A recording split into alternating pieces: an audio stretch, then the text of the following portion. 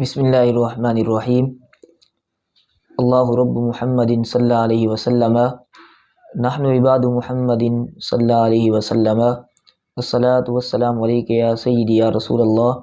وعلی آلک و اصحابک یا حبیب اللہ۔ آج آپ کے سامنے شب برات کی فضیلت کے حوالے سے چند باتیں رکھنی ہیں۔ دین اسلام میں بعض دینوں پر فضیلت حاصل ہے اور بعض راتوں پر فضیلت حاصل ہے۔ راتوں میں مثال کے طور پہ شب قدر اور شب برات کی راتیں کہ جن کو فضیلت حاصل ہے۔ شب برات کے حوالے سے کچھ باتیں گوش گزار کرنی ہیں۔ حدیث پاک میں آتا ہے، ابن ماجہ شریف کی حدیث ہے اور مشکات شریف میں بھی موجود ہے، ان علی رضی اللہ تعالی عنہ قال قال رسول اللہ صلی اللہ علیہ وسلم،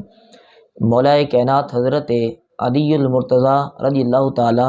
عنہ فرماتے ہیں کہ رسول اللہ صلی اللہ علیہ وسلم نے ارشاد فرمایا کہ اذا کانت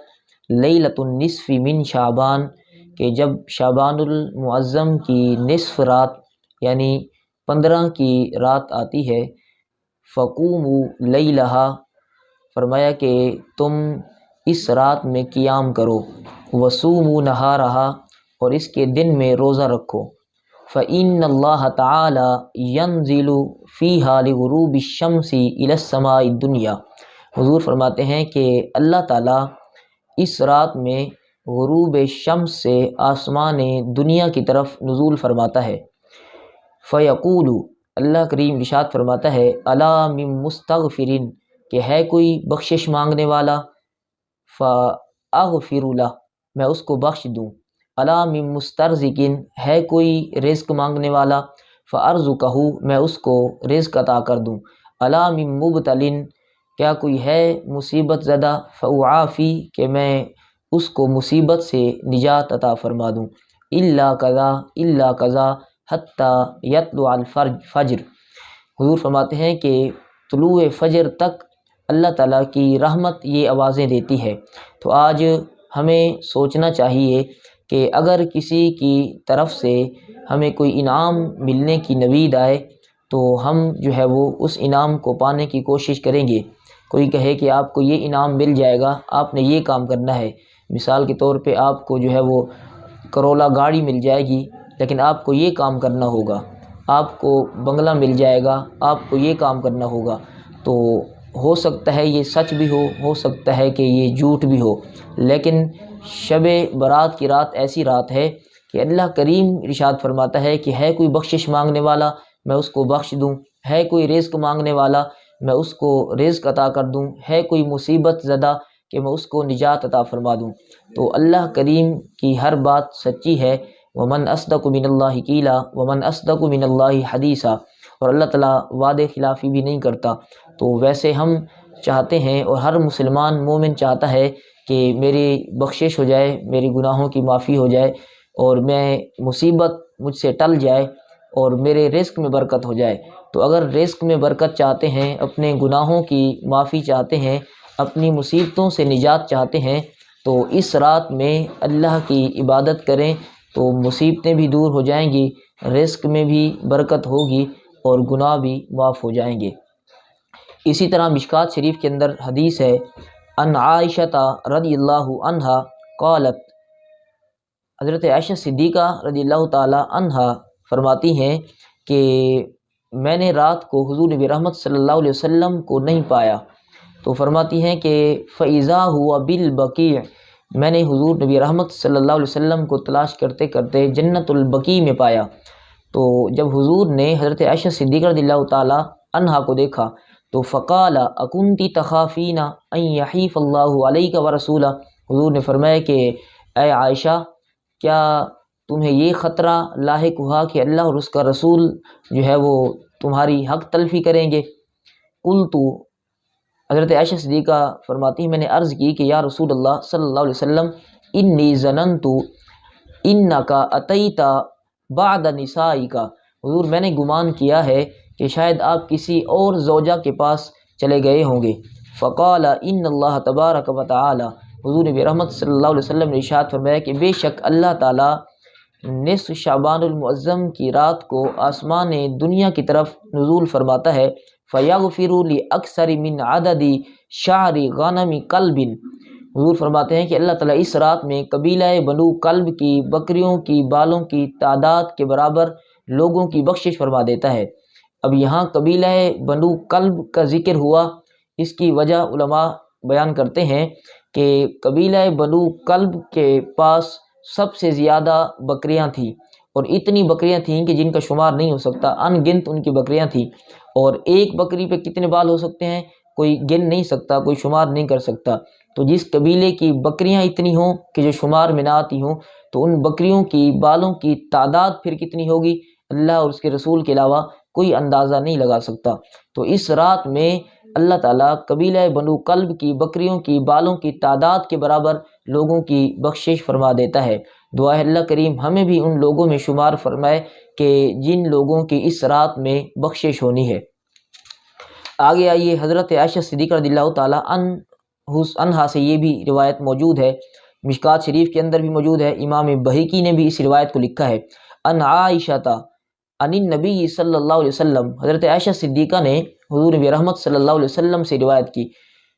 فرماتی ہیں کہ حضور نبی رحمت صلی اللہ علیہ وسلم نے ارشاد فرمایا کہ حل تدرین ما فی ہذہ اللیلہ، اے عائشہ تم جانتی ہو کہ اس رات میں کیا ہے، یعنی لیلۃ النصف من شعبان، یعنی شعبان المعظم کی 15ویں رات میں شب برات میں کیا ہے؟ قالت ما فیہا یا رسول اللہ صلی اللہ علیہ وسلم،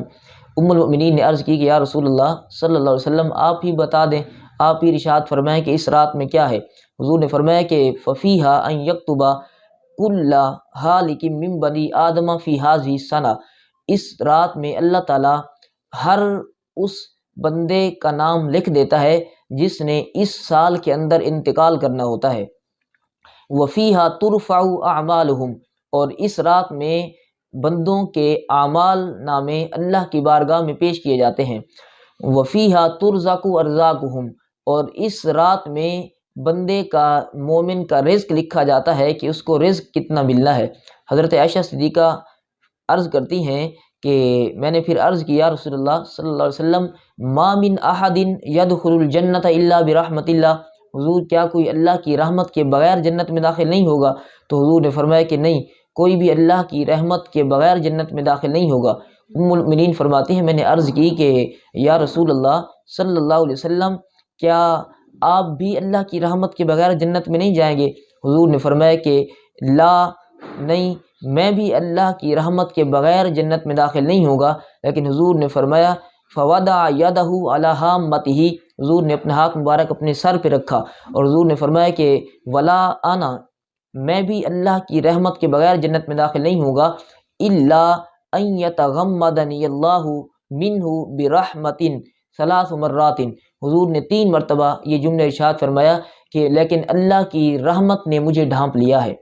تو حضور تو اللہ کی رحمت خود بن کے دنیا میں آئے ہیں، قرآن کہتا ہے وما ارسلناک الا رحمۃ للعالمین، تو کوئی بھی اللہ کی رحمت کے بغیر جنت میں داخل نہیں ہوگا۔ اگر یہاں دوسرے لحاظ سے دیکھا جائے تو رحمت حضور کی ذات ہے، حضور کی ذات کے علاوہ کوئی بھی جنت میں داخل نہیں ہو سکتا جب تک حضور جنت میں داخل نہیں ہوں گے، اس لیے کہ حضور نبی رحمت صلی اللہ علیہ وسلم کو اللہ تعالیٰ نے دونوں جہانوں کا بلکہ سارے جہانوں کا رحمت حضور کو بنا کے اللہ نے بھیجا ہے۔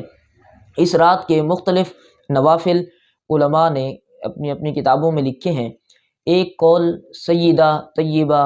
زاہدہ عابدہ طاہرہ خاتون جنت حضرت فاطمہ الزہرا رضی اللہ تعالیٰ عنہا سے ایک قول ملتا ہے، سیدہ کائنات فرماتی ہیں جو بندہ شب برات کو 8 رکعت نماز نفل پڑھتا ہے اور ان 8 رکعت کا ثواب میری روح کو بخشتا ہے، تو سیدہ کائنات فرماتی ہیں میں جنت میں اس وقت تک قدم نہیں رکھوں گی جب تک کہ اس بندے کو جنت کے اندر نہ بھجوا دوں۔ تو ہمیں 8 رکعت نفل پڑھ کے جو ہے وہ سیدہ کائنات رضی اللہ تعالیٰ عنہا کی روح کو ایصال ثواب کرنا چاہیے۔ اس کے علاوہ 100 رکعت نفل جو اس رات میں پڑھتا ہے 2 رکعت کر کے، اور ہر رکعت میں سورہ فاتحہ کے بعد 10 مرتبہ سورہ اخلاص پڑھتا ہے، اس طرح 100 رکعت نماز نفل ادا کرتا ہے تو اس کے بارے میں علماء فرماتے ہیں کہ اللہ تعالیٰ 100 فرشتے بھیجتا ہے اس بندے کی طرف جو 100 رکعت نماز نفل جو ہے وہ اس طریقے سے ادا کرتا ہے۔ 30 فرشتے اسے جنت کی خوشخبری دیتے ہیں، اور 30 فرشتے اسے عذاب جہنم سے محفوظ رکھتے ہیں، 30 فرشتے اسے آفات و بلیات سے بچاتے ہیں، اور 10 فرشتے اس کو شیطان کے مکر و فریب سے محفوظ رکھتے ہیں۔ اور حضرت خواجہ حسن بصری رضی اللہ تعالیٰ عنہ تابعی ہیں، آپ اس روایت کے متعلق فرماتے ہیں کہ میں نے یہ روایت جو 100 نوافل والی ہے، تو میں نے 30 صحابہ کرام سے یہ بات سنی کہ اللہ تعالیٰ اس بندے کی طرف 70 مرتبہ نظر رحمت فرماتا ہے، اور ہر مرتبہ نظر رحمت کے بدلے اللہ تعالیٰ اس کی 70 حاجتیں پوری فرماتا ہے، اور ادنا سے ادنا حاجت اس بندے کی بخشش ہوتی ہے۔ تو 100 رکعت نماز نفل اس طرح پڑھیں، صلاۃ التسبیح کا اہتمام کریں، اور ایسی راتیں بہت